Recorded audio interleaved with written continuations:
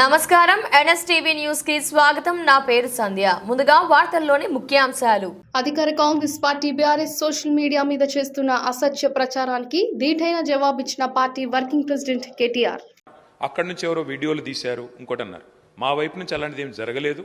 ఇక్కడ మొత్తం కెమెరాలు మీ ఆధీనంలో ఉంటాయి. స్పీకర్ గారు, మీ సెక్రటరీ గారి ఆధీనంలో, మీ ఆఫీస్ ఆధీనంలో ఉంటాయి. మీరు మొత్తం చెక్ చేసుకోవచ్చు. అలాంటిది ఏమైనా జరిగిందా, జరిగితే మా సభ్యుల వల్ల జరిగిందా, లేదా ఇక్కడ ఉన్న కెమెరాలు ఆ ఏజెన్సీ ఎవరైతే నడుపుతున్నారో వాళ్ళ వల్ల జరిగిందా, ఏ రకంగా జరిగింది మొత్తం చూసుకోవచ్చు. ఏమైనా చర్య తీసుకోవాలనుకుంటే ప్రభుత్వం చట్టాల పరంగా చట్టబద్ధంగా తీసుకోవచ్చు, మాకు అభ్యంతరం లేదు. కానీ ఇవాళ అధ్యక్ష, మీరు సోషల్ మీడియా కనుక చూస్తే దాడి ఒక్కరి మీద జరుగుతలేదు అధ్యక్ష. ప్రధానమంత్రి నుంచి మొదలు పెడితే, ముఖ్యమంత్రుల నుంచి మొదలు పెడితే, మాజీ ముఖ్యమంత్రుల నుంచి మొదలు పెడితే అందరి మీద, ఎమ్మెల్యేల మీద, మంత్రుల మీద, స్పీకర్ల మీద, అందరి మీద వ్యక్తిత్వ హననం చేసే కార్యక్రమాలు అన్ని వైపుల నుంచి జరుగుతున్నాయి. దీనికి ఎవరు అతీతులు కాదు, ఎవరు పునీతులు కాదు అధ్యక్ష. ఒక పార్టీ ఏం లేదు. నెహ్రూ గారి టైం నుంచి మొదలు పెడితే ఈ రోజున్న నాయకుల దాకా అందరి వ్యక్తిత్వ హననాలు జరుగుతున్నాయి, క్యారెక్టర్ అసాసినేషన్ జరుగుతుంది. దీనికి అందరం బాధితులమే. ఇందులో ఎవరం కూడా పునీతులం కాదు, ఎవరం అతీతులం కాదు. కాబట్టి దయచేసి నేను కోరేది, ఇది అన్ని పార్టీలో రావాలా.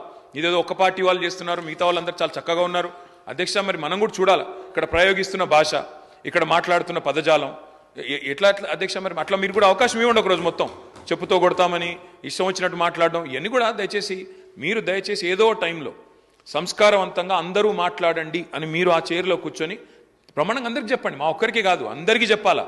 చెప్పినట్టయితే, ఒక రూలింగ్ ఇచ్చినట్టయితే అందరం కూడా దానికి బద్దులమై పనిచేస్తామని చెప్పి ప్రభుత్వానికి తెలియజేస్తూ ఈ బిల్లుకు